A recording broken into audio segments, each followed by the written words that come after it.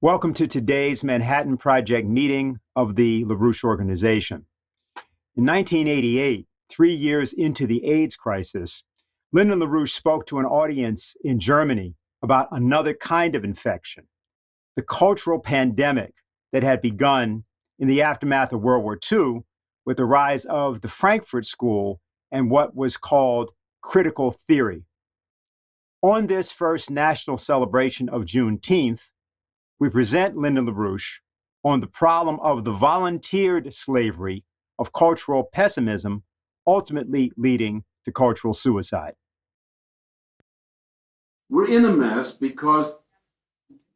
not because of one bad president or a few bad officials or because of a small conspiracy among a handful of individuals here and there. We're in a mess because the forces that have shaped governments and have controlled populations' opinion in the main, over the past 20 years in particular, have built in by habits of behavior and response, changed habits of behavior and response, built in to our system of government in our population, such that every response that populations make to these crises tends to be worse than the response they made to the previous crisis. So every decision made by society and by governments and by the populations tends to be downhill morally. And so they reacted to the AIDS crisis. We've been moving in this way. It's as though we were infected with something. We were infected with something that was morally disruptive. We were infected with a kind of cultural influence, a philosophical tendency, which is destroying us. The infection builds up. We don't become completely sick at once. But nonetheless, the infection demonstrates its ability to take greater and greater control of us with no effective resistance from us to reverse the process. In such a case, we say, we are a species which is headed toward extinction. We have shown no ability to throw off this virus, this cultural, philosophical virus. We destroy our industries, we destroy our farms, we destroy our schools, we destroy our infrastructure, we destroy our ability to resist disease, we destroy our morals. Inch by inch, we become smaller and smaller and smaller and smaller until we are almost about to become nothing. And we have to look into our governments, our institutions of government, and into our populations to find there the philosophical virus, the cultural virus, which is ultimately responsible for our tolerating these kinds of things. And we have to realize that unless we eliminate that virus from our governments, from our populations, that this human species cannot survive. I'm not predicting the extinction of the human species. I'm actually saying something quite optimistic. I'm confident of the necessity of the human species in this universe. At the same time, I'm aware that if this cultural virus, not just the HIV virus, but the cultural philosophical virus, which is the countercultural virus, continues, this human species will no longer exist. Therefore, because of those two things, we have come to a point in the history of mankind that someone must act to destroy the philosophical virus, which has brought upon us the toleration of euthanasia in general. A toleration of euthanasia in general, which has now expressed itself in the open commitment of the government of the United States, with the assured support of the government of Western Europe, to adopt a policy toward aid, what they call the AIDS victims, which, if continued for 4 to 5 years, would ensure, or virtually ensure, the extinction of the human species during the first half of the next century. This is a moral issue, but it is a mistaken convenience to assume that morals are a matter of opinion and can be ignored in the way one chooses not to argue with one's neighbor about a different opinion. True moral questions are also practical questions. And when if it's morally true, it's efficiently true. And when we go against morality, more importantly, not committing the immoral act is not the dangerous thing. The rejection of the morality is what the evil is. The rejection of morality itself. As long as one can say with inflicted conscience, I should not have done that, there's hope. But when one says that's only a moral principle, everything is allowed, there is no morality, then we come into something like this, where if we do not change the morals of the leading institutions of governments and populations, this species will not survive. The human species will not survive. All the human species. And thus the same morality which dictates euthanasia against the few, and then a few more, and then a few more, means the suicide of the human species. I believe that will not occur. But I believe that will not occur because I believe that some of us will become the instrument for eradicating the immorality which now rules the opinions of peoples and of governments. Thank you. Next week, the Schiller Institute will convene a conference, 2-day conference, starting next Saturday and Sunday. And it's called For the Common Good of All People, Not Rules Benefiting the Few. As a set of panels, 2 panels each day. Conference begins at 9 a.m. And we'll tell you more about the particular panels a little bit later in today's webcast. Before we do that, I want to go directly to our presenters for today, which are Harley Schlanger, which I think everybody knows because of his various and sundry work that he's done and keeps doing, much to the chagrin of various forces around the world. He works for Executive Intelligence Review and was a longtime associate of Lyndon LaRouche, as was and is David Shavin, who's at Executive Intelligence Review. And he's going to give us a particular report about an article that's about to appear in Executive Intelligence Review that he's written. So we're going first to Harley, who'll get us started, and then we'll follow along with Dave. So go right ahead, Harley. Good to see you. Okay, well, thank you, Dennis, and hello, everyone. That was quite an appropriate, timely presentation from Lyndon LaRouche, in particular what he said about change the morals of leading institutions of government, that's the key to survival. And I think that's a good starting point for what I want to cover, which is how we saw something that seemed to be an inevitable crash of the United States and Russia, the United States and China. There might have been a step back from that with the events of the last week. Now, the step back did not occur at the events themselves. In fact, the first 2 events, the G7 summit in Cornwall, in the United Kingdom, and then the NATO summit in Brussels, was headed toward a head-on crash.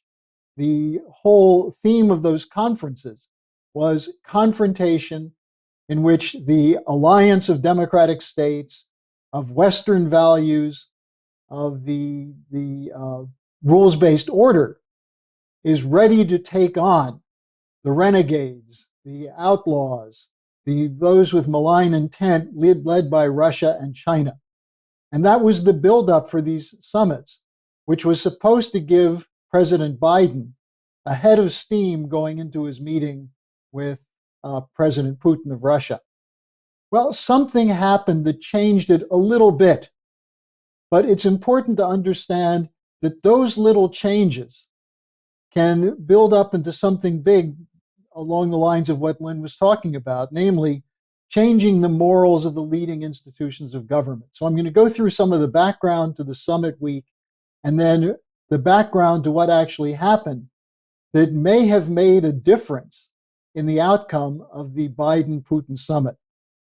Now, essentially, what we learned from all three summits is that the axioms that were brought into them by the powers of the West, the transatlantic, the ones who portray themselves as the defenders of our values and our democracy, that what they're proposing will not work and will not be accepted, and it won't be implemented. That the whole fraud of the idea of the rules-based order was exposed. What's the key to the idea of the rules-based order? It's that the great powers make the rules. These are arbitrary rules, but if you don't obey them, you will be subjected to sanctions, regime change activities, and wars. And that's what we've seen going back to, in particular, the initial Brzezinski doctrine, the Arc of Crisis, which was about Afghanistan, but the target was the Soviet Union. And it continued after the Soviet Union fell to target Russia and now China. Now, let's start with what the people who are pushing this are ignoring. First, and they're not ignoring this, they're just not talking about it and they don't want it discussed, namely, the systemic collapse of the financial system and the world economy. We're seeing the effects of that, the inability to marshal the resources needed to fight a pandemic, the unwillingness to stop famine, and the commitment to sanctions policies that are killing those most helpless, the innocent, children, the elderly, the sick, the disabled. Sanctions that are being presented as humanitarian alternatives to war. In fact, they're just war by other means. In fact, they're more immoral than a war which is fought with weapons because the victims have no recourse to fight back. Now, what they're ignoring is in this global crisis and the reason they're ignoring it is they have no solution. What they're proposing, whether it's the Build Back Better worldwide, which I'll tell you about in a moment, or the continued pumping of liquidity as hyperinflation, the so-called Great Reset, the global central bankers' dictatorship. These aren't going to solve the economic problems. They're going to make it worse because what they're doing is destroying the solution. Namely, the solution is increasing the rate of progress of physical production through science and technology. The policies of the Great Reset and the Green New Deal, in fact, are attacking science and attacking those productive policies which are necessary to allow for a continued improvement of living standards for a growing segment of the population. Now, secondly, the idea that they could come up with a counter to the Belt and Road Initiative is really laughable. And if you look at what they talked about in the G7 meeting, you have to wonder whether a comedian was writing the script. The Belt and Road Initiative is gaining adherence because it's offering something to countries. It's not a debt trap, as its detractors say. It's building the real economy, building platforms of infrastructure, power, transportation, water management. It gives countries that have been victims of colonialism a basis for a future. Now, what did the G7 offer? The Clean Green Initiative, the Build Back Better world. Well, a little bit of money, but not for infrastructure. A little bit of money for them to not build infrastructure, not advance their economy, to engage, to have some funds spilling over from the green financial bubble in the form of carbon offsets. But what will that do for them? They're going to be told they must not produce, and that there is a police force run by MI6, British intelligence, to make sure they don't violate the terms of the agreement. That is, if they want a few crumbs, they have to accept the policing of MI6. This is not going to make it very popular, especially because there's so little money involved. Why is there so little money involved? Because these are governments that are going broke. The only money they have is the funny money that the central banks are printing, which is going directly into the pool of liquidity of speculators who are making huge profits by building up the value of worthless instruments. So this is not going to work. And what they're proposing has nothing good to it and nothing attractive to it. Now, the third point of the failure, and this is about the exposure, the fraud of the rules-based order. The target of the rules-based order primarily are Russia and China. They're sovereign states. There's no benefit for them to adhere to the rules-based order because the whole point of the rules-based order is to have regime change in those countries. They're targeted because they're saying we are a sovereign nation that intends to do something good for our people and for the future. They're unwilling to surrender their sovereignty to be acceptable to the club of the G7. So you look how the G7 unfolded. It started with Biden and Boris Johnson, Bojo as he's known, talking about a plan that was originally introduced as Global Britain. What's Global Britain? It's the new empire. It's based on the idea that countries will adhere to the rules-based order or they will be punished. This includes the special relationship at the center, which Biden reaffirmed in his first hours of landing in the United Kingdom. Now, what was NATO's theme? Go global, not just military, but politically, but incorporate the whole world as NATO's playground. NATO was established, in fact, NATO stands for North Atlantic Treaty Organization. It was established to prevent the Soviet Union from overrunning Europe. What's its purpose today? To enforce the rules-based order, the global speculative financial system, which would crash without the military might of the United States and to some extent Great Britain and maybe Turkey and a few other places, to continue the looting process that's typified the so-called petrodollar system of the last 3 or 4 decades. Move troops of NATO into Asia. That's part of the plan. Now, the G7 focus was primarily on China and the NATO focus on Russia, but the fact is that what terrifies the people running these institutions is that Russia and China are moving together in an alliance, not necessarily a military alliance, but an economic development alliance based on the principle of defending the sovereignty of nations. Now, building up for these summits, you had Tony Blinken on a rules-based order tour. He was started in Britain. He went to any number of countries. And at every location, he talked about the malign intent of Russia, that Russia wants to overrun Europe, that the Chinese are bullying their neighbors and their aggressors. Biden kicked this off really with his interview where he was somewhat set up, but nevertheless, he said he thinks Vladimir Putin is a killer. And all the while building up for these summits, there were new sanctions being imposed. Sanctions over the so-called solar winds hack, the colonial pipeline hack, the 2020 election hack, the treatment of Navalny. All of these were introduced with very big support from the Congress based on no evidence that Russia did any of these things, not a shred of evidence. If you go back to 2016, you find that the person in charge of CrowdStrike, the cybersecurity firm for the Democratic Party, admitted in secret testimony to Congress that they had no evidence of an exfiltration of documents from the DNC and Hillary Clinton's computers. In other words, no hacking occurred. So why do people like Pelosi and Adam Schiff and all the media keep talking about Russian hacking? That's part of the lies that go into this building up of a rules-based order. They're continuing the Caesar sanctions in Syria, which is based on another big lie. The lie that the Assad government was responsible for 500,000 or more deaths of Syrians, when in fact the Assad government has carried out a very valiant battle against jihadists, funded by the Saudis, backed by Turkey, funded by the Emirates, funded by the CIA and trained by the CIA. Yet Syria won the fight with aid from Russia and Iran. And so what was the response?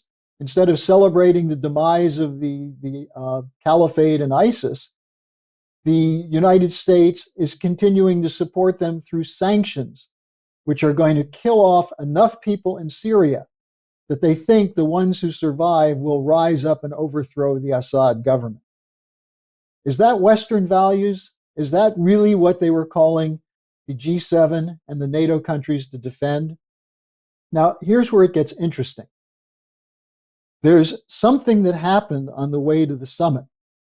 There were things that most people wouldn't put together, but we at EIR in the last couple of days have put this picture together.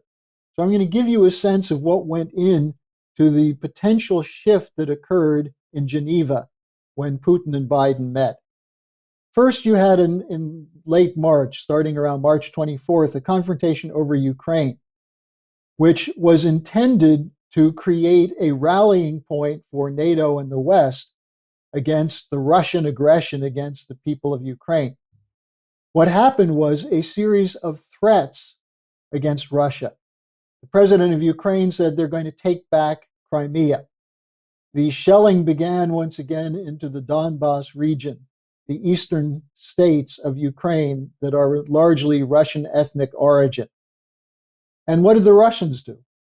They mobilized forces quickly, efficiently, and they scared the hell out of the Western military leaders by the efficiency of their actions. Now, were they planning to invade Ukraine? Obviously not.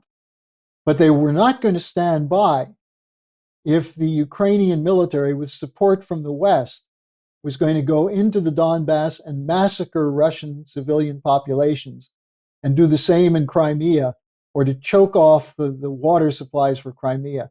The Russians were not going to tolerate that. And it became clear very quickly to some Western military leaders and political leaders that this might be a mistake to pursue this confrontation. Now, at the same time, there's an economic crisis in the West, which they may not be talking about, but is clear to the leaders in countries like Germany and Italy, to Japan, to South Korea, and other countries. And these countries actually need trade with China.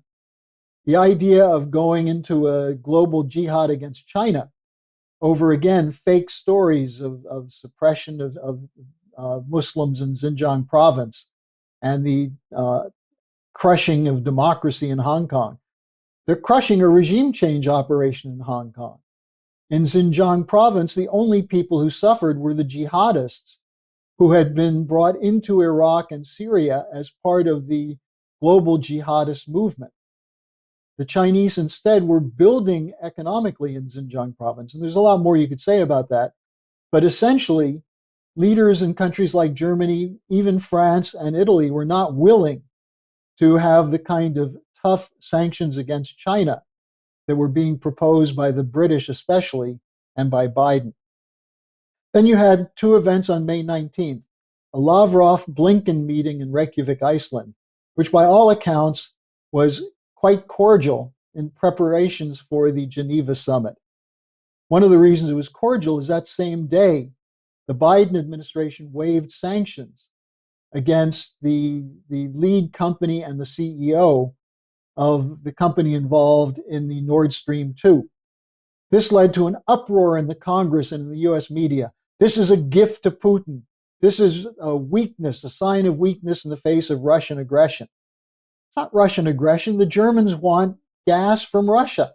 They need fuel. They've made the stupid decision to shut down their nuclear power plants and their coal plants. How are they going to survive without electricity? And there's a limit to how much they can extract from Poland and Czechia. So they signed the Nord Stream 2 agreement. What business is it of the US Congress if Germany and other European countries want to buy oil from Russia, oil and gas from Russia? And so the waiving of sanctions, and by the way, they're still saying they're going to try and shut it down, but that sent a signal. The Russian deputy foreign minister said there's a glimmer of hope that the US will return so that we can have normal business relations. Then on May 25th, there was a meeting between a leading Russian security official, Patrushev, with Jake Sullivan, the head of the National Security Agency, or the National Security Advisor, to Biden. But one other thing, and I'm sure very few people have seen this. The 2021 annual threat assessment of U.S. intelligence community, which has been replete with charges of Russian malintent, Chinese aggression, and so on. But listen to this sentence. Russia seeks an accommodation with the United States on non-interference in both countries' domestic affairs. Now, a big part of the charges against Russia is that they're interfering in U.S. elections. Well, that's a fraud, and it's been proven to be a fraud. Mueller found no such evidence. But the Russians have plenty of evidence that especially the British, but also the United States, through regime change operations such as the National Endowment for Democracy and the funds flowing from George Soros and others, are targeting Russia for regime change. And so when Biden went to Putin and said, you've got to stop your bad behavior on elections, Putin said, well, you should stop your bad behavior and show us the evidence that there's bad behavior by us. Now, as a result, you had the summit in Geneva, the change in the summit in Geneva. Now, most of what the Western media was talking about is who's going to win, who's up, who's down. Does Biden have the goods on Putin? Is Putin going to try and muscle Joe Biden? None of this has anything to do with reality, because the reality was that in the background, both presidents are well aware of the threat of nuclear war. Now, there's a statement which comes from a group called the Euro-Atlantic Security Leadership Group, which includes former Russian officials and U.S. officials, top officials from defense, diplomacy, and so on. They put out a statement on June 6th, so 10 days before the summit. And the statement said, it opened by saying, today, there is a growing risk of and potentially catastrophic inattention to a security crisis involving an escalation or miscalculation leading to nuclear use. And they said the summits can be a rare opportunity to advance multilateral dialogue. And the first step they proposed for the summit is reinforce the principle that a nuclear war cannot be won and must never be fought. And they pointed out that this was a principle that was in an agreement signed in 1985, I believe. Just let me check that for a second. November 85, an agreement between Ronald Reagan and Mikhail Gorbachev. That exact wording, that there must never be a nuclear war fought because it can't be won. Now, this statement was circulated and obviously had an impact on some of the people who were preparing for the summit.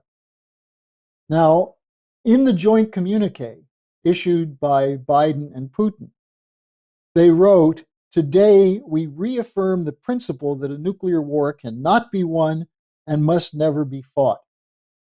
That was taken from the Reagan-Gorbachev communique. And many people say that that statement played a big role in ensuring a peaceful resolution in dealing with nuclear weapons after the collapse of the Warsaw Pact and the Soviet Union 5 years later. But it was built on something that took place before that.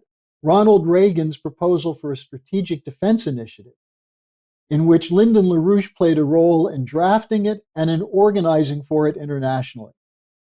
And LaRouche became known to people in Russia for his discussion of how the sharing of this new anti-missile defense system technology could be the basis not only for eliminating the danger of nuclear war, but establishing a concert of technological progress through cooperation between the United States and Russia. Now, that is what went on behind the scenes in the build-up to the summit. Now, interestingly, was a statement from the Chinese Global Times, The days when global decisions were dictated by a small group of countries are long gone. And a day later, they wrote that the real enemy of the rules-based order is not China or Russia, it's reality. And it's also the American people who don't want to be engaged in these wars. So there's something going on that most people are missing.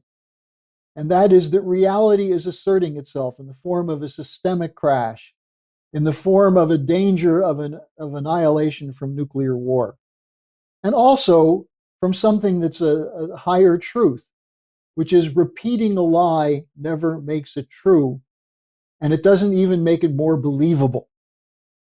We saw this portrayed on the stage very dramatically in Schiller's play Wilhelm Tell, where you have a group of citizens opposing the arbitrary power by saying there's a limit to the tyrant's power.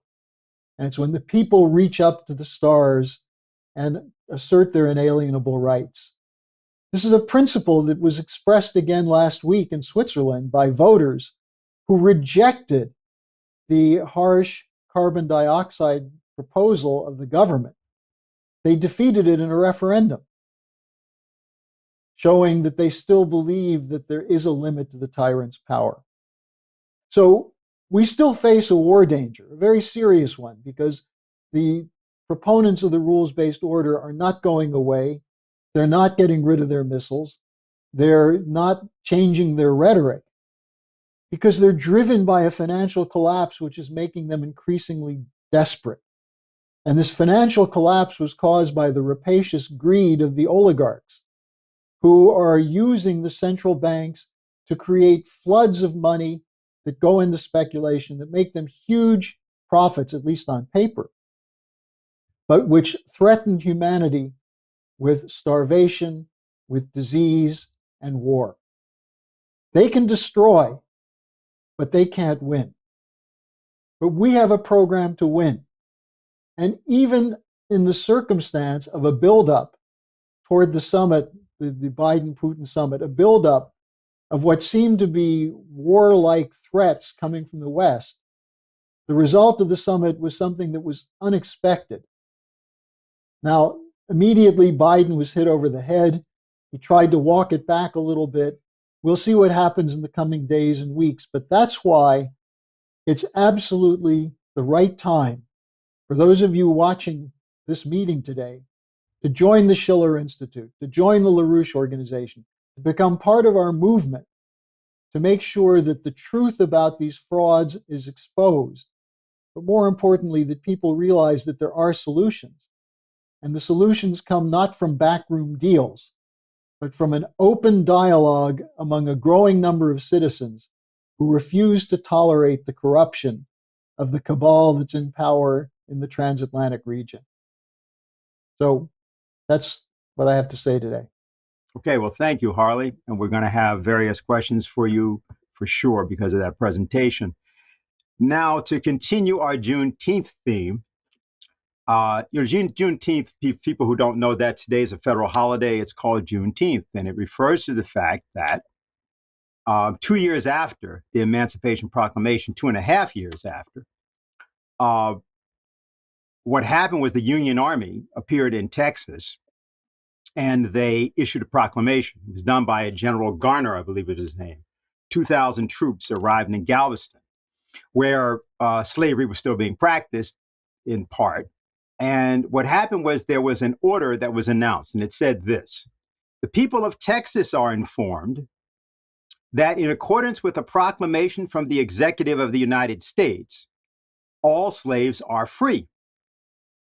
This involves an absolute equality of personal rights and rights of property between former masters and slaves, and the connection heretofore existing between them becomes that of between employer and hired labor.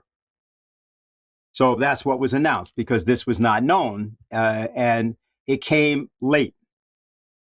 Now, we're doing something similar here today with this article that David Shavin has written. It actually was written 3 years ago, but is only now seeing the light of day. It was written the 50th anniversary of the assassination of Martin Luther King. And it contains at least one particularly explosive piece of information, which is only knowable because of David's own background, which he'll describe to you. But it has actually several matters. Most importantly, I'll let him speak about this in a minute.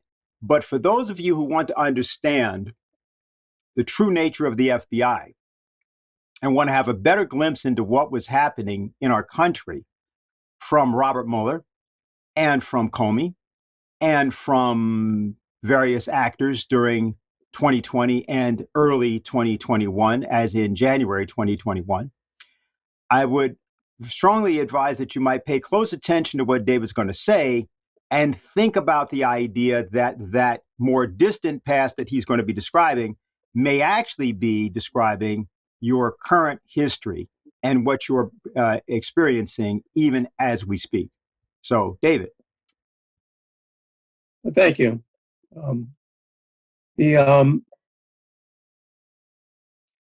The title of the article is the FBI's Russiagating of Martin Luther King, a tale for our time.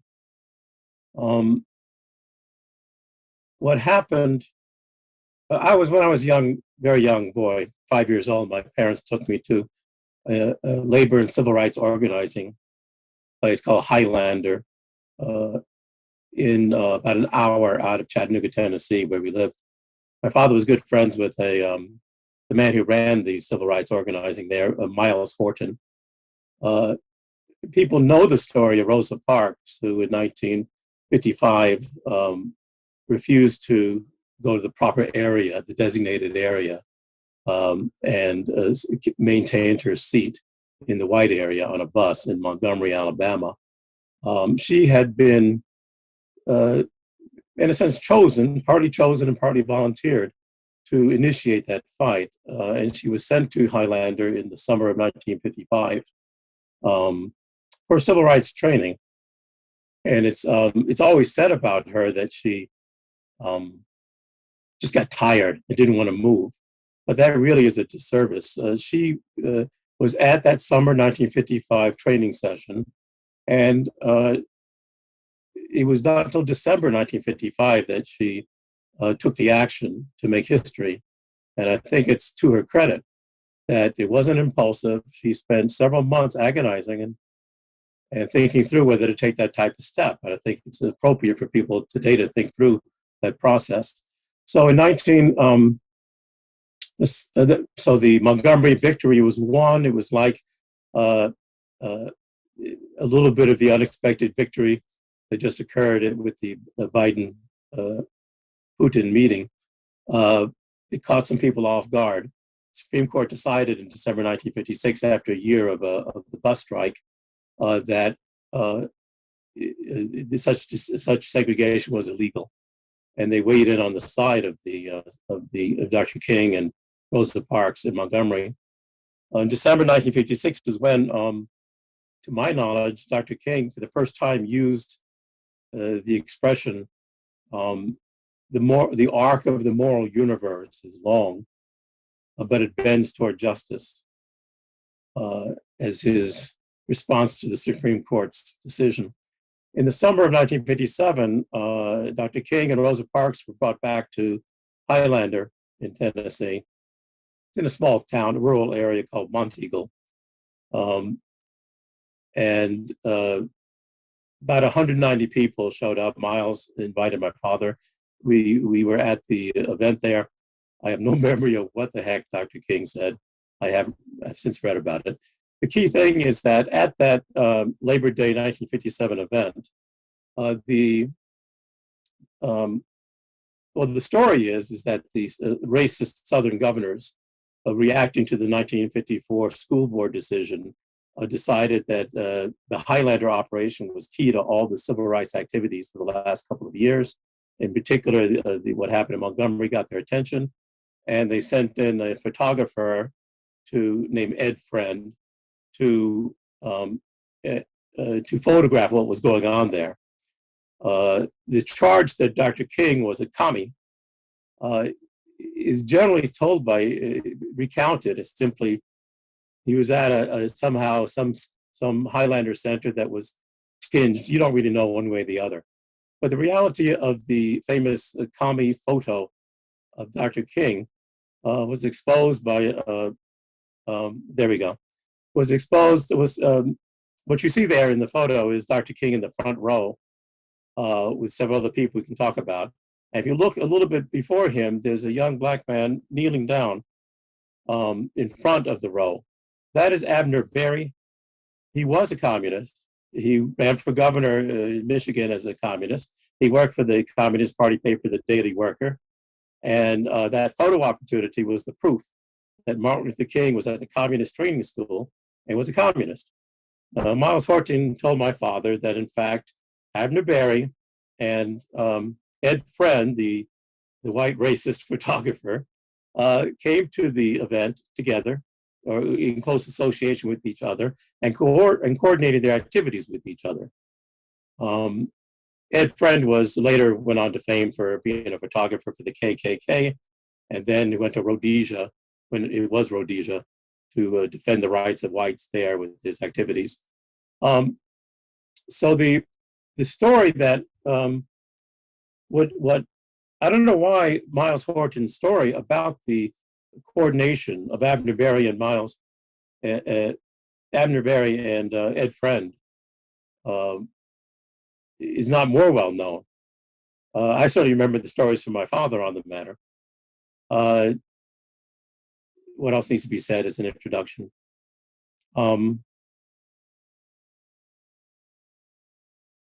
I mean, some of the stuff is just sort of hilarious. There's people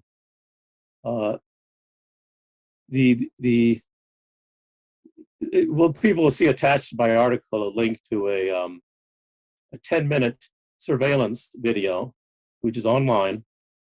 Besides the photos that Ed Friend took, there was also a surveillance, black and white, silent surveillance video. And the part of the proof of Abner Berry's coordination, what happened after that Labor Day weekend meeting is Abner Berry went back to New York to the Daily Worker, told his Communist Party friends that he'd been tricked into the photograph. He ended up resigning from the CP about a couple of months later. I think his usefulness as an FBI agent was sort of exposed to him. He was all used up. However, there's a second photograph of Abner Berry that was publicized by the Georgia State Education Commission. It was a commission set up not to educate. It was a commission set up in reaction to the 1954 Supreme Court case to try to figure out ways to keep segregation in the schools. They're the ones who sent Ed Friend up to Highlander. So what you can tell from both the 10-minute surveillance footage and from the photos published in this 4-page circular that was mass distributed in the 1950s to first make the charges that King was a communist. What you can see is another photo of a young black man, unidentified in the photo, doing square dancing, snuggling up to a white woman, if anybody knows square dancing, it's pretty much arm's distance. So this young black man has no idea how to do square dancing. But if the money shot was having Abner Berry, the commie, in front of Dr. King, the inflammatory shot was having a young black man dancing with an older white woman in close quarters. I didn't realize this till actually after researching the article, but that person is indeed the same Abner Berry who evidently was tricked twice into a photo opportunity. And finally, just to close on that, the Southern racist governors and politicians did not run the Communist Party agents. The FBI in 1957 had a good chunk of the dues-paying members in the Communist Party reporting on each other. In 1963, so these four-page, I actually have one of the original copies of the 4-page handout from 1957. sort of a family heirloom. Besides the 4-page item, the photo that you saw posted up was plastered on billboards throughout the South in the 1950s and early 60s, and then became famous nationally in 1963 when Kennedy was pushing for civil rights legislation. And Governor Ross Barnett, who along with Governor George Wallace of Alabama, Ross Barnett from Mississippi, they were the public figures opposing the civil rights legislation. And Ross Barnett held up that photo from the 1957 Highlander School, assured everybody that he knew that was proof that the whole civil rights movement was being run by the Ruskies. And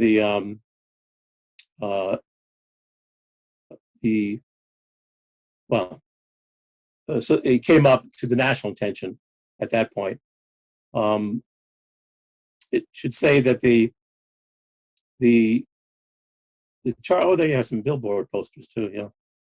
Actually, I must say, one time I was a little bit later, 8 or 9 years old, when we were driving in the car, and I saw one of those posters, and I didn't understand what was going on. I did not connect it with what I saw as a 5-year-old, and asked my parents, what that was about.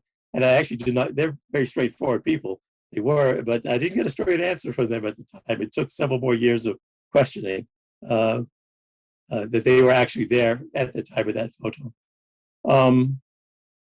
But for bringing things up to now, I wrote this article for the April 4th, 2018, just partly because for commemoration of the 50th anniversary of that awful assassination day, and on the idea that the moral arc of the universe is exceedingly long, but it does bend toward justice, and Dr. King deserves his justice, and the country does too. So, and the argument there in the article, people will see, is that what was going on in 2018 with the intelligence community was a very similar blackmail operation they were running against Donald Trump on Russia, or the Russia gating operation, not based upon fact, but based upon what they knew was false. This is not somebody confused. This is not a racist, acting out of, racial axioms and prejudices. This is deliberately concocted intelligence community garbage. And we're publishing this with a little bit of a one-paragraph intro saying I see this intelligence community type operations haven't gone away. It's the soup du jour. It's what they do. It's their modus operandi. And right now you've seen Biden, even though he was not seemingly, ostensibly, much of a threat to the same intelligence community that went after Trump, he's still not 100% on board on going to the edge on thermonuclear war. He believes we can outcompete China, supposedly, out-Roosevelt China.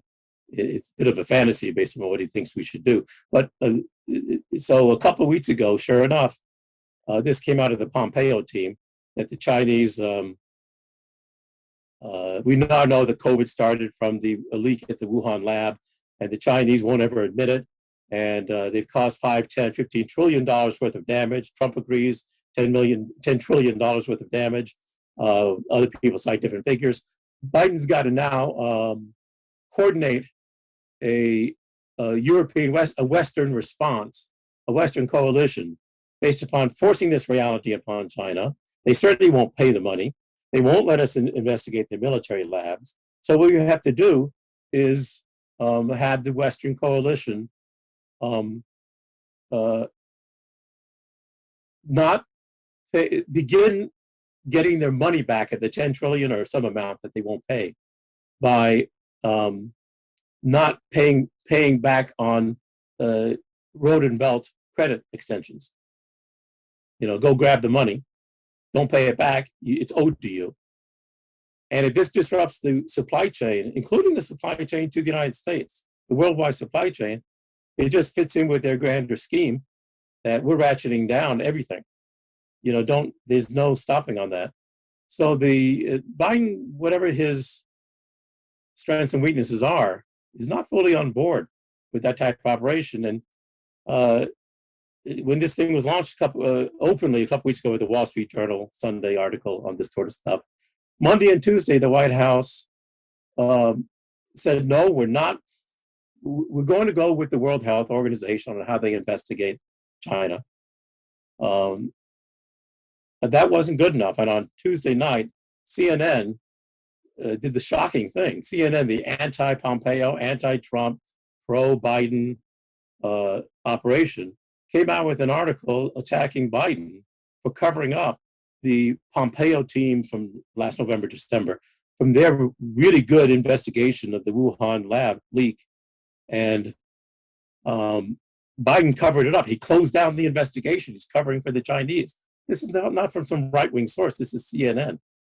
So I'm not sure what different signals were going on that the White House picked up on, but by Wednesday afternoon, about 1 o'clock, Biden signed on to the 90-day intelligence community investigation, not through the WHO, but through the intelligence community. There's a lot else you can say about that. It doesn't nail Biden's into the coffin. It just tells you what the intelligence community's concern is about conditioning presidents. The way Trump was conditioned was that famous Steele dossier saying you were in Putin knows that has evidence that you were in a hotel cavorting with Russian prostitutes in an obscene venture, and that we in the intelligence community have this information on you, and we don't want to make it available. You should just know, Mr. Trump, that we have that, which is just a way of saying, you're going to do what we say in anything critical. And this was the case with John Kennedy in 1963. I'll finish up with this. John Kennedy had one famous person-to-person meeting with Martin Luther King in the summer of 1963. And he was being pressured to, Hoover was showing all sorts of dirt on Martin Luther King to Robert Kennedy and John Kennedy. And according to King, they had a private discussion in the Rose Garden. Kennedy would not even trust having a meeting in his office for what he had to say. And what he said to King was, he brings up the Profumo affair. I won't go into it, but it was a British sex scandal which brought down the Harold Macmillan government. And what Kennedy was shocked about was not that there's intelligence agencies that collect dirt on politicians. He was very well aware of that. And they would extract favors and exert pressure in this sort of way. And this happened. But that you would change governments, that you could actually overthrow governments on the basis of this. This was a horse of a different color. And Kennedy asked King said it was a strange conversation. He asked me about this Profumo affair, about the way the sex secret's going to be used, that alluded to the type of blackmail that the intelligence agencies would be running against both Kennedy and King. Neither one actually backed down from that. The civil rights legislation did pass. There was an August 28, 1963 mass rally in Washington, D.C., where King did his I Have a Dream speech. And I guess what I'd end with is King's commitment to the idea that the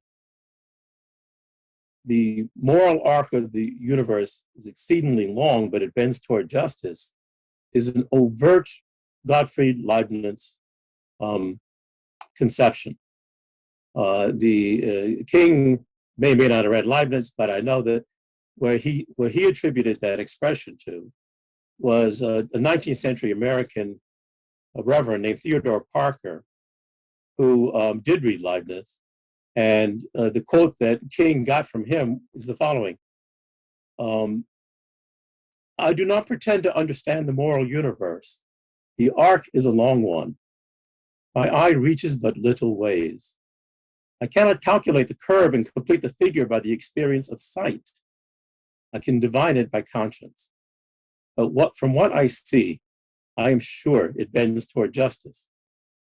So these little bitty actions of Rosa Parks deciding over those 4 months to make history, of this Biden crowd reprising President Reagan's 1985 language on at least asserting that nuclear war cannot and must not be fought. And even this surprising statement on Thursday coming out of Biden's national security advisor, Jake Sullivan, and reiterated by the State Department spokesperson on Thursday, that the same type of meeting, person-to-person meeting that Biden just had with Putin, they now want to arrange with Xi Jinping. It may happen beginning with a phone. It may happen with Zoom, but they also said it may happen be followed up in October by a meeting at another international conference. But this has got to be freaking out the intelligence community, and Harley masterfully went through the reasons why they are freaked out about that.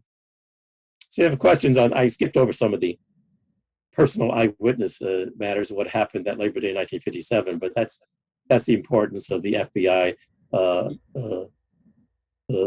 Russia gating of Dr. King. Yeah, actually, we do have questions. What we're going to do on this, Diane Sayers, normally with me, is not with me here today, but we have questions, and want to thank you, David, for what you said. I'm going to start off with several questions for Harley, but I'll just try to take them in order.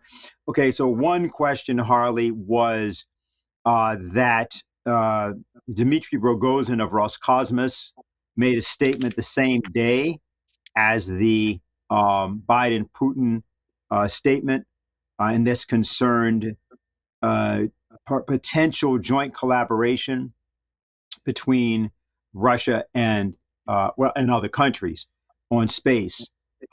Could you say something about that? Sure.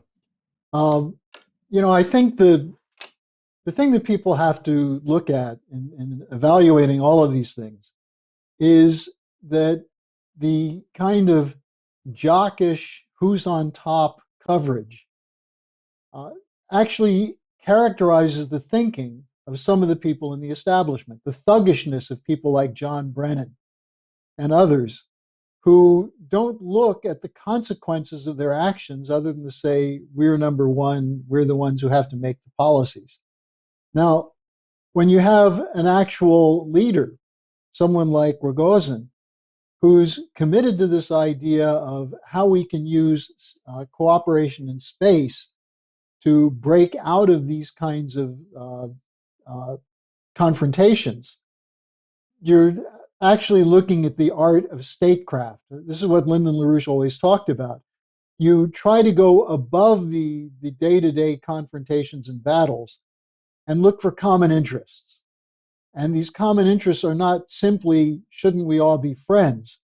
But what benefits are there if we actually collaborate in areas where there's scientific research of one sort being done in Russia that may be able to complement the research that's being done in the United States or in China or in the United Arab Emirates? Because you now have a growing number of spacefaring nations who are recognizing what Kraft Erika, the friend of Lyndon and Helga LaRouche, talked about, the extraterrestrial imperative, that this is something that's absolutely essential for mankind to learn to live better in peace on Earth. So I think this is what we're seeing, that there are more serious people there, as opposed to someone like Jeff Bezos, who wants to take his own personal rocket on a spin into space. There's much more serious thinking here about how can we collaborate to achieve the common aims of mankind. And that's the way you solve this. I'll just read something very brief from Lyndon LaRouche that was written and he called it the LaRouche Doctrine. It was written in March 1984. So in between the time when Reagan announced the SDI, and then 2 years later in 85, when he and Gorbachev signed that statement, LaRouche wrote something called the LaRouche Doctrine, a draft memorandum of agreement between the US and the USSR.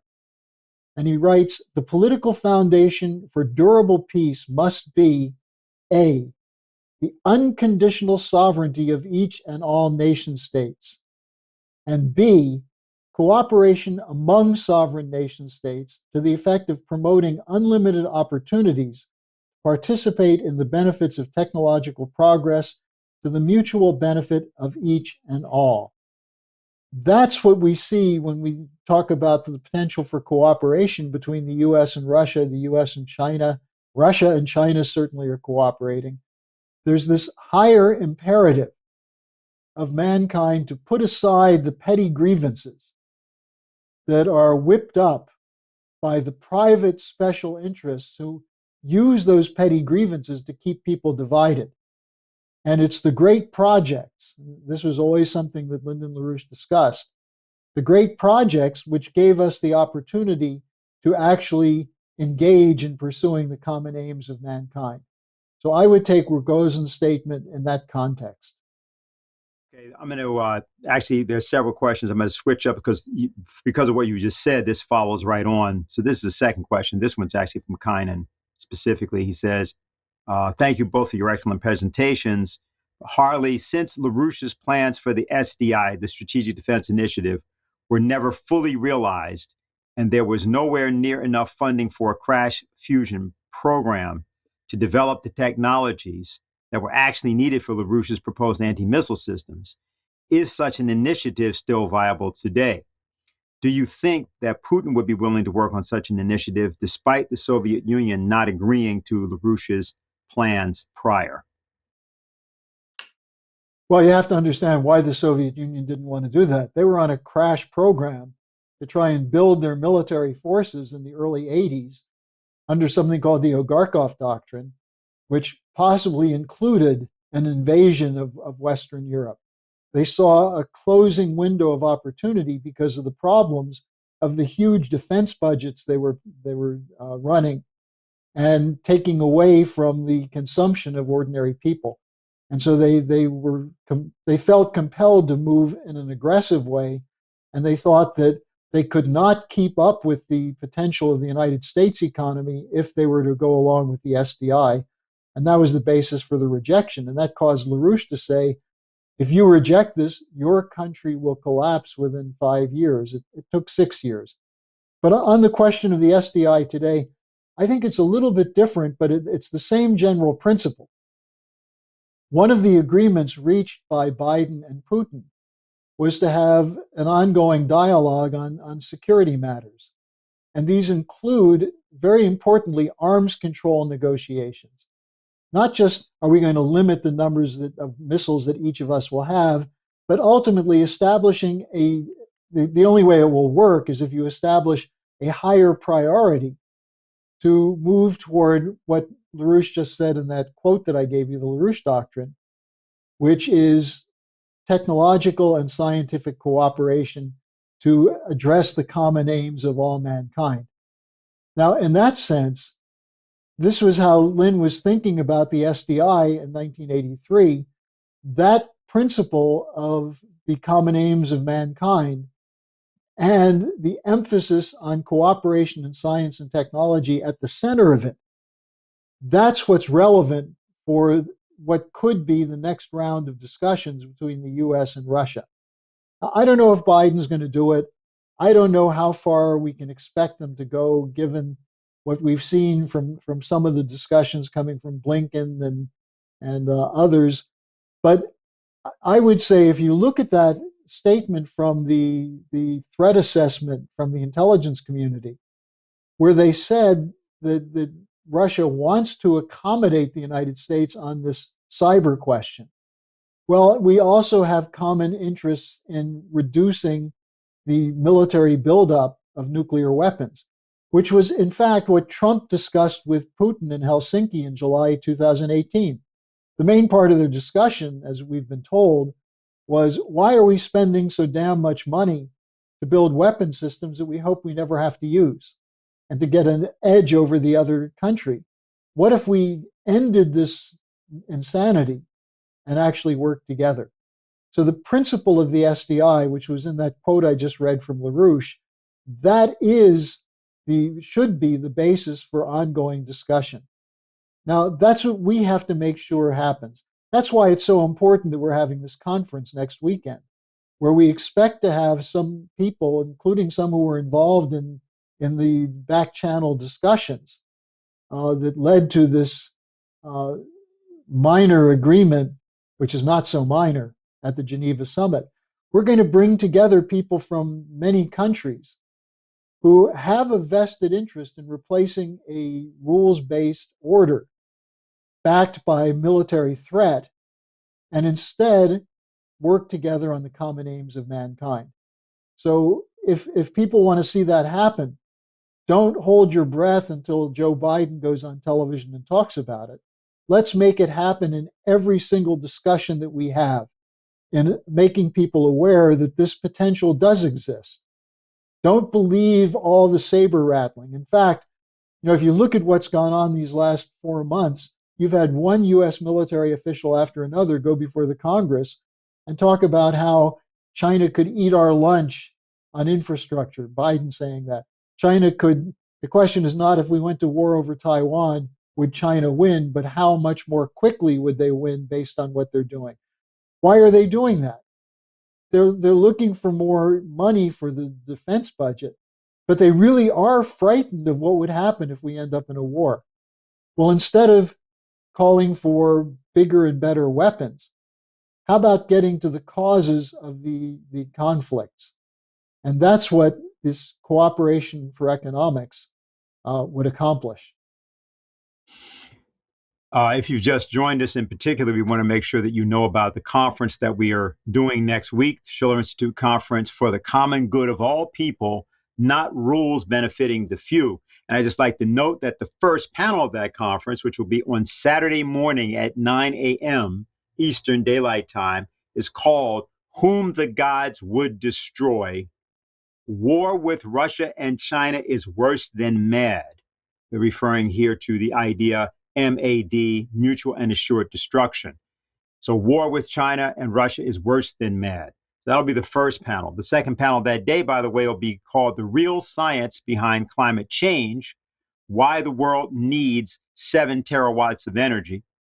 That one will be starting about 2 o'clock in the afternoon. And then the next day, on Sunday, we have 2 panels that ensue. One is on economics. It's called Weimar Germany, 1923 Comes Again, Why the World, a Global Glass-Steagall to End Hyperinflation, And then panel 4, The Coincidence of Opposites, The Only Truly Human Thought Process. That's going to be very provocative, so you'll definitely want to be engaged with us on that. I had a question for you, David, which the person that asked was a little bit wasn't know if this was appropriate. I think it's rated NC-17, so we're going to use it. And it says, I'm not sure if it's appropriate to ask this, but it's up to you whether you think you want to answer. I actually encountered a claim a while back from a self-professed admirer and biographer of MLK named David Garrow that Martin Luther King had, quote, watched and laughed as a woman was raped on the phone. I don't know what that quite means, which secret FBI recordings, I guess this was recorded. Given what you are presented, I think of this as nothing more than another attempt by the FBI to discredit him, but I want to know what you think. Yes, I looked into Garrow's research on the tapes, the transcripts of the tapes. It's important they're actually transcripts. There's nothing to be trusted on the if people have peccadillos. I'm not going to get into that. I don't know. I wasn't there, but I do know there's nothing to be trusted on how the FBI manages their transcripts. This is they want to tell you that this is not the bad old days of J. Edgar Hoover. It's on steroids now. So what they say is on a tape, and what they release is a transcript. And the gotcha environment presently just takes people away from the actual discussion. But I want to add one other thing on what Harley brought up on the answer to the Rogozin matter. As good a friend Miles Horton was with my father, there was, as far as I'm concerned, the genius of what happened at Highlander in training Rosa Parks and others. And the woman there, Sumter McClark, was the famous figure there, civil rights figure, doing a lot of this training. Actually has everything to do with the Belt and Road and with massive, identifiable infrastructural projects. And we don't mean fixing potholes. In this case, it meant the genius of Miles Horton was that he founded Highlander as a labor organizing operation in the 1930s. He had no particular genius technique for organizing individuals. What was happening was on a federal level, Franklin Roosevelt announced the Tennessee Valley Authority. And in fact, the Belt and Road is partly based upon that. It was our policy. And what that meant in Tennessee was you can now go to organize workers who were going to they're going to get fired because they were working in some small town, mill town or something, the Tennessee Coal Company, for example. And now they all of a sudden had courage. They could get fired. There's a much better job down the road at TVA. So the effect of actually not over talking it, but actually just bringing in modern industrial and agricultural and hydroelectric projects, bringing in the 20th century into a feudal part of the country, has all sorts of ramifications. And among those, people get a little bit of courage that what they always thought was possible, they should probably fight for. So I think that was a large part of what made that little bitty operation work, even though that's not the way Miles puts it. And just for this conference this Saturday, it was only 190 people in Labor Day from around different parts of the country, Labor Day 1957, who decided that what King and Rosa Parks had accomplished had to be radiated throughout the country. So we're going to have a lot more than 190 people. But the point is this Leibniz point that when the moral arc, we don't get justice, we don't get the United States to reclaim its sanity presently simply by wanting it or recounting history. People have to make a decision that they're part of the process of making justice occur. The way the universe is constructed, it will reward people who act on the basis of the good. So it's we can't tell you the exactly reticulated path that this whole thing is going to work out, upon what basis it'll work out. But take what happened the last few days that Harley talked about seriously, and then get everybody you know, not just you, get everybody you know to the most important event they can possibly think about this weekend. Not just for the opening of the event, but plan out your weekend. Just get rid of everything else. Okay. Again, for everybody, it's for the common good of all people, not rules benefiting the few. That's the name of the conference. Harley, this is a question directed to you. It's always been said that a top-down solution is needed when it comes to overthrowing the rules-based order that major superpowers impose upon smaller countries.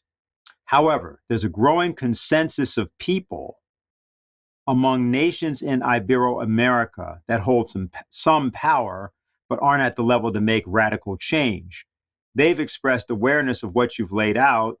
They know it better than most, how the new imperialism has pillaged their countries. Therefore, what do you do when what you own is not really your own? When all your politicians and possibly your president is bought off by higher interests? How can a top-down approach be applied when the top isn't there? That's the question. That's a little provocative. Look, a lot of what's thought about as top-down occurs because of what's going on at the bottom.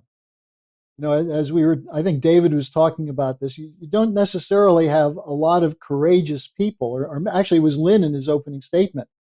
They're not exactly a lot of courageous, moral people running governments. In fact, they're very few. And the problem is that the immorality at the top then becomes reflected in the so-called masses, because people start to say, we're run by a bunch of corrupt people. They don't care about us. We have no leverage. We have no ability to do anything. And so in that sense, the corruption spreads from the top into the population, but then it's reinforced. Now, if you think that there's going to be a top-down transformation, look at what happened with Donald Trump. A lot of people thought Trump was going to do that. He didn't. There are a lot of reasons why it didn't happen, many of which have to do with the power of the media, the power of the shadow government, and so on. but also with the problems of the people at the top, including in some cases Trump, who did not release the documents that would have shown so clearly that he was targeted by this corrupt cabal in a regime change operation. So the top down doesn't really work without having a sense in the population that the time is right. Now, that happened in 2016. People voted against Hillary Clinton. It happened with Brexit. It's happening with governments all over the world, including in Ibero-America. The question really is, since we can't control what the people at the top are doing, we have to build forces in the population around ideas. Because what ultimately is powerful is not celebrity or popularity, but the power of truthful ideas. And I think that's the point that David was making quite clearly in discussing what came out of these relatively small organizing sessions in the rural South. Small numbers of people who stood up and said, we're not going to take it anymore, but they realized that they lacked the power on their own to move a giant bureaucracy. What did they have to do? Well, if you look at the civil rights movement, it was a reflection of what they saw from what Mohandas Gandhi did in India.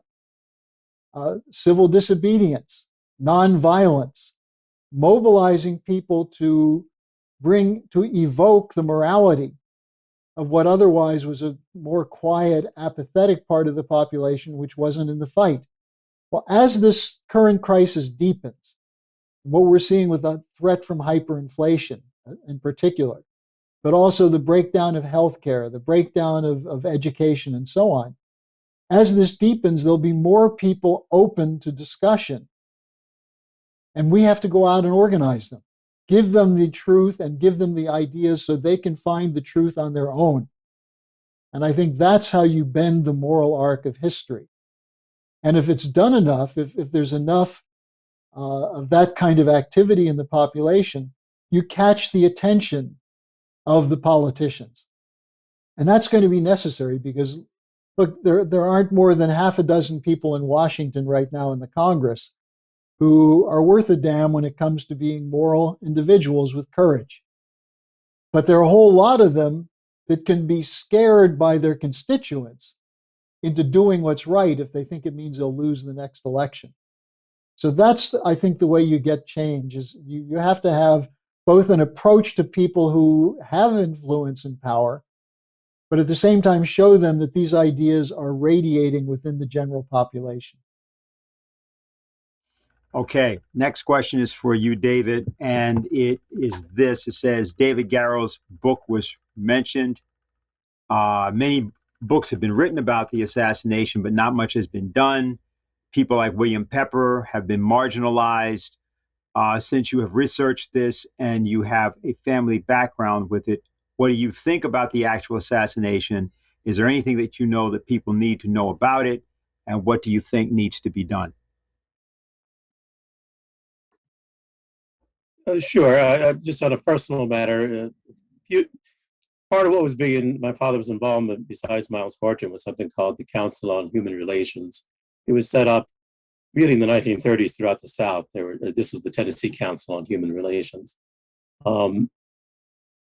Actually, I should say, it was set up, since I'm making a TVA argument, because Roosevelt in 1937-38 period put out a strategic paper to the country that the real weakness of the United States for everywhere is allowing the South to remain backward, and why TVA was the way to go. And that set up something called the Southern Conference on Human Welfare, which is what my father met Miles Horton. What's pertinent about that is in 1969, a year after the assassination of King,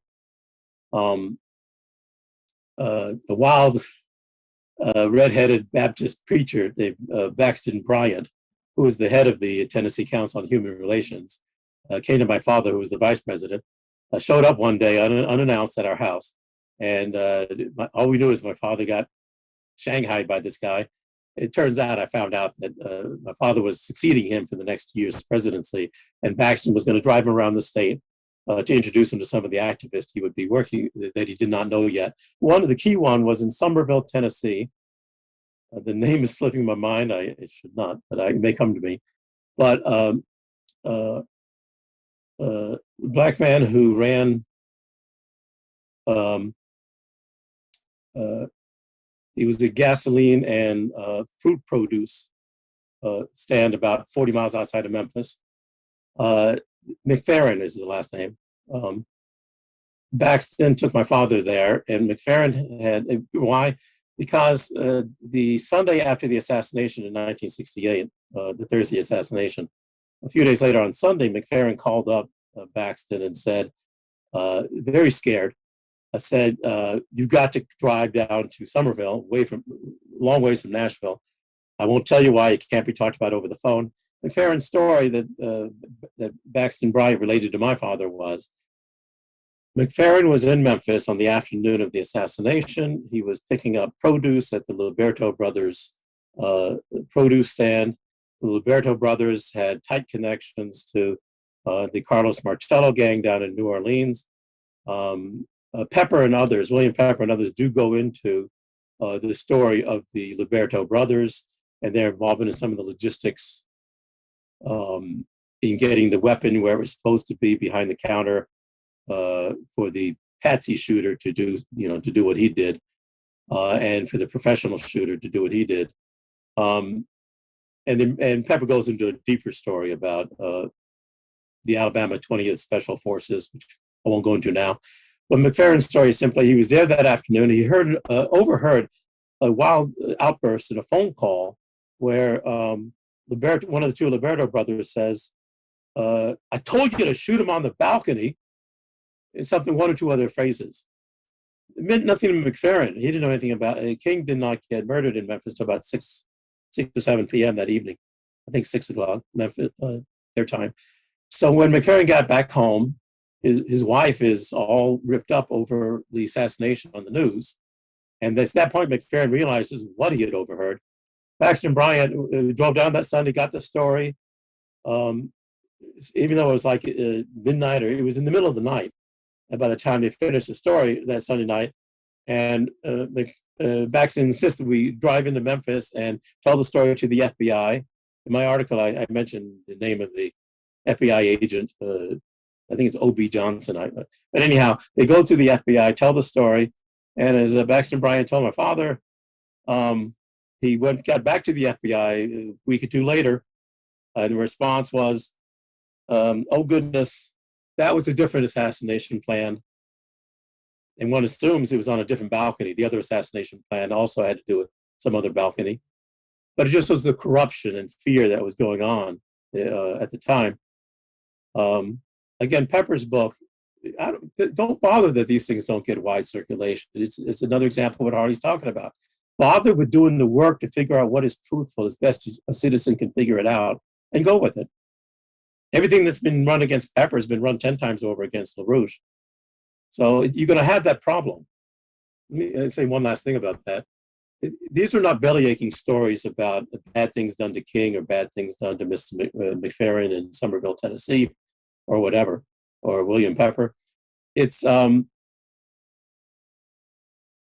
takes courage, and it's hard to work up courage sometimes, because you don't have the quote guarantee. There's no contract you sign that the right thing's going to happen. What we know by the way the universe is composed is that the right thing doesn't happen without acting on the basis of what's right. What the Theodore Parker's comment that I read earlier was, he cannot see, he cannot with his 5 visual senses of sight or anything else perceive that the universe is bent toward justice. It's his conscience that tells him that. People can ridicule that conscience, but it's in there for a reason. So in all these matters, whether David Garrow, decided that the type of research he used to do as the expert on FBI spying on the civil rights movement, he now caves in and falls for this. These are FBI transcripts. If you look at the actual writing in the transcript, there's handwriting above the typing. So you have an FBI guy listening to tapes, writing up his version of the transcript, and then starting to make emendations and corrections. you know, I'm not saying it's not true. I'm saying don't let these things throw you off the track. Lyndon LaRouche never went off the track on these things. And I think from that tape you saw that Dennis played at the very beginning, you'll get your answer to how to deal with all the flotsam and jetsam that gets thrown our way. It doesn't mean that you ignore truthful possible leads. It just means stop being a victim where prepared, demoralizing crap is going to get thrown out. It's going to get thrown out. That's why the universe isn't automatically good, and that's why the Creator would make us get up in the morning, realize we have a finite span of time, and then we've got a mission in our life. We've got to do something with it, and there's work to be done. The Creator was good to us by not doing all the work, and that's for us to do that work. And when we're sitting on the sidelines not doing that work, we're susceptible to all sorts of derailing, demoralizing operations. So we're at pretty much the end of what we're here to do today. There are several other questions. What we're going to do is I'm going to combine two and ask that as you both answer, you might just also, if you wish to answer the questions yourself, so as such per se, but also give some concluding remarks, and then we'll be done for the day. So what we had was one question which was very specific. This was for you, Dave, which was, can you explain the motivation behind James Bevel asking for James Earl Ray to have a fair trial? I don't doubt it was for a good reason. I just don't know why he was calling for it. Okay, so that's very specific. That's a question from Jose, but that's to you. And then there's a second question, which both of you can obviously consider, which is around the LaRouche case, the fact that the role of obviously both FBI, but multiple agencies, as Ramsey Clark had indicated, and that including in the context of this upcoming conference, given LaRouche's role with respect to Russia, what does the you say the exoneration, what would the highlighting of this case do to help to roll back the drive toward war and to create the basis for the kind of collaboration that Helga has called for around the health program? So those are combining some things there, but that's what we have. So Dave, why don't we start with you? And I'll try to be very quick on this one. There's a lot more could be said some other time. I had a lot of interesting discussions with Jim Bevel, who stayed at my place. We were talking about Miles Horton and Highlander, who was a very important part of his and Jim Lawson's group in Nashville of his students, Diane Nash, Jim Bevel, and others. I'd like to believe that, I know it's true. The best part of Jim Bevel, he was just thought for himself. He didn't master every piece of science, but he did believe in thinking scientifically. And he wasn't going to sit there with the easy case that we got a guy in jail, and that's who killed King. And even if he was the guy who only by himself killed King, the country deserved an actual hearing on this thing. He made the same argument about convincing Dr. King on the march to the Capitol, Montgomery, from Selma. That the key thing about that march, he said, was the country was in agony. They'd seen Pastor Reed from Massachusetts, I believe, be murdered on the streets of Selma. He saw the young black man murdered in Selma a few days before that. It was just horrific violence, and he said his solution was not Montgomery in particular, but simply that it was going to take 4, 5, 6 days. The country simply needed the time to process and not lose their focus on what was going on. Any immediate answer would be wrong, and any answer that, but 4, 5, 6 days was about the right time to allow the country to deliberate. And a trial for James O'Reilly falls in the same category as far as my guess on Jim and his thinking. Okay, Harley. Well, that's a very useful question on the LaRouche case in Russia, because so much of what Lynn did was based on going against those forces that were trying to pit the United States against Russia. You know, you have to start with the fact that the United States and Russia had been allied through much of America's history. Russia was part of the original League of Armed Neutrality against the British Empire at the time of the American Revolution. There was the work of Alexander II, the Tsar, who worked closely with Lincoln and was sent Russian fleet to New York and San Francisco to try to help prevent a British blockade during the Civil War. Of course, we were allies in World War I and then again in World War II. But the potential to have an alliance during the Cold War was largely broken because of the British interference after the death of Franklin Roosevelt to completely take over the intelligence community and economic policy. And it was the same people. It was Wall Street, and Wall Street people connected to the city of London. And so given Lynn's commitment to truthful strategic understanding of what happened after World War II and what happened after August 15th, 1971, and what happened after the fall of the Soviet Union, Lynn had a great deal of both interest and also support from scientific layers and others inside Russia because of the work he did on the SDI.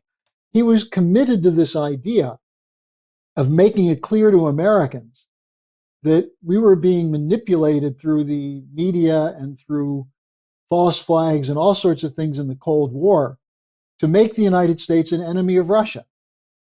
And then you had the interesting thing that the two presidents who sounded the most like LaRouche on the question of Russia, one was Ronald Reagan, who everyone sees as this rock-ribbed, hardcore anti-communist. But what did Reagan say? We need peace through strength, but his emphasis was on peace, that you have military strength so that you can actually sit down and negotiate peace. That's partly why he was so intrigued by LaRouche's proposal of the SDI that he brought Lynn in to negotiate with the Russians. And what happened? All hell broke loose. This is what the whole LaRouche case was about. There were people who were attacking LaRouche from long before that, who saw the kernel in his ideas to create a potential for a movement that would overthrow the geopolitical doctrine and the neoliberal policies that were the policies of the post-World War II establishment. So they saw in Lynn from early on that he was what you might call a worthy adversary, and they were attacking us from the beginning of the LaRouche movement.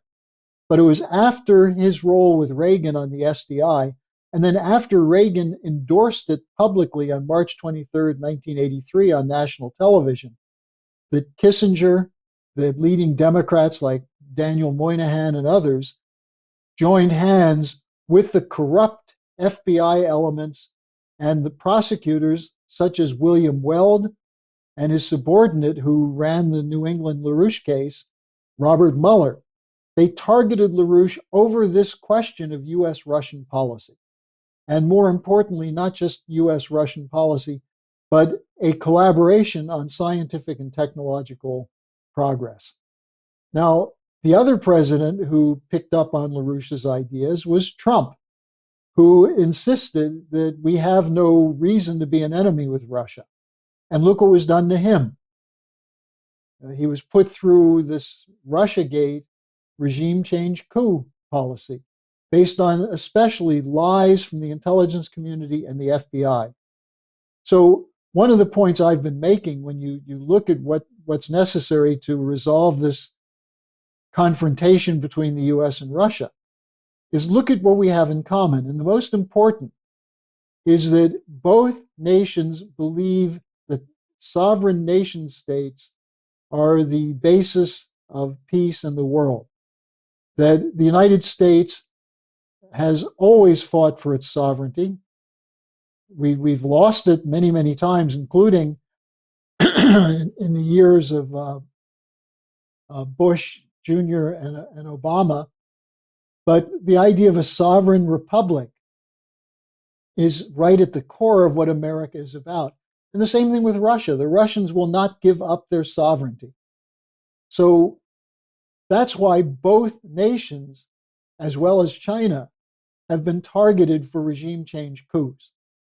And so if you look at the LaRouche case from that standpoint, the American who is most clear about the benefits of US cooperation with Russia and China as a means of pulling together the forces internationally to once and for all defeat the British Empire with its Malthusian genocide, with its imperial doctrines, with its geopolitical wars, with regime change coups, with its racism, with its absolute distaste for the real human qualities of love and creativity.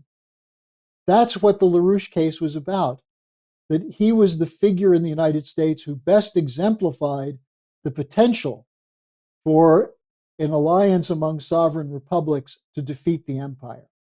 And so from that standpoint, that's why you see honest patriots in Russia interested and intrigued by LaRouche's ideas and collaborating with us to make sure that the potential for that collaboration can be realized. Okay, well, I want to thank David Shavin and Harley Schlanger for being with us today. I want to thank everybody for listening. And we have a few words just to say concerning both the conference and today. So we've referenced Juneteenth, and we certainly appreciate that people want to look at that issue, not merely of slavery, but the issue of freedom. But there's another question some of us have. I mean, what happened to George Washington's birthday, February 22nd, or Abraham Lincoln's birthday, February 12th? How come that became President's Day? What about Alexander Hamilton? I mean, he can get a hip hop musical, but he can't get a commemoration, a national holiday, one of the primary founders of our country. What has happened is that Americans have been increasingly caused through various forms of critical theory to denigrate their founding, their purpose, their mission, and their history. And the basis of that is supposedly because of the flaws within those people. But it's exactly the flaws within those people that makes them heroes.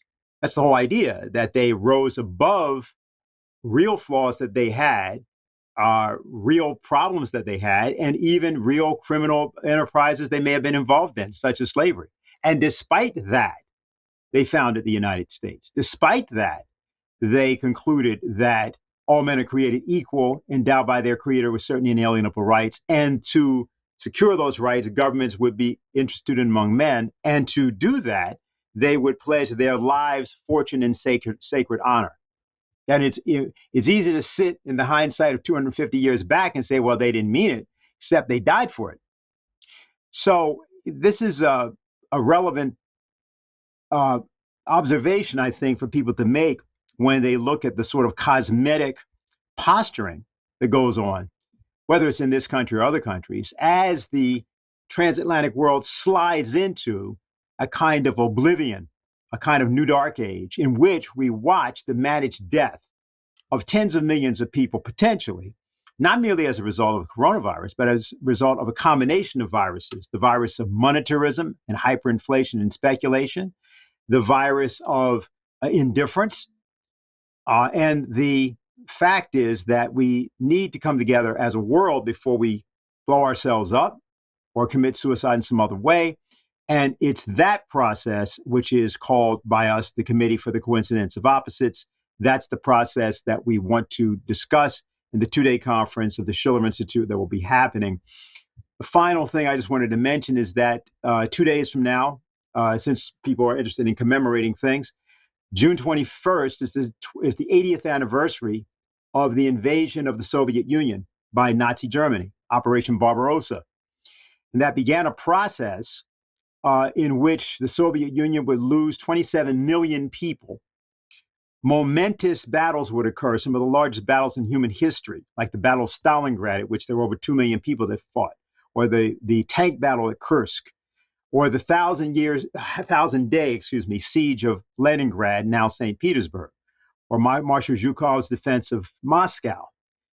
Now, it's important that we stop and make it clear to people in Russia and people all over the world that we commemorate those heroes of those battles who gave their lives to make sure that the downward spiral of history at that time was reversed. And in what they did then, that's the same reversal of a apparent course of history that we are called upon to do now. And that's the purpose of our conference next week. Again, that conference which is called For the Common Good of All People, Not Rules Benefiting the Few. You can go there and register for the conference now. It begins Saturday morning, June 26th at 9 a.m. And it will be 2 panels. Whom the Gods Would Destroy, War with Russia and China is Worse Than Mad. Panel 2, The Real Science Behind Climate Change, Why the World Needs 7 terawatts of energy. And then the next day on Sunday at 9 o'clock again, Weimar Germany 1923 comes again, Global Glass-Steagall to End Hyperinflation. And finally, at 2 p.m. on Sunday, The Coincidence of Opposites, the Only Truly Human Thought Process. So we want you to join us for that conference, organize for that conference, support that conference in whichever ways that you would like, including monetarily, and become part of that anti-Malthusian resistance that we need in the world today to ensure that the common aims of mankind become the basis for and the fabric of a new day for humanity and a new cultural paradigm shift toward progress. So on behalf of the LaRouche Organization, I want to thank everybody for watching today, and we will see you for next week's conference at 9 a.m.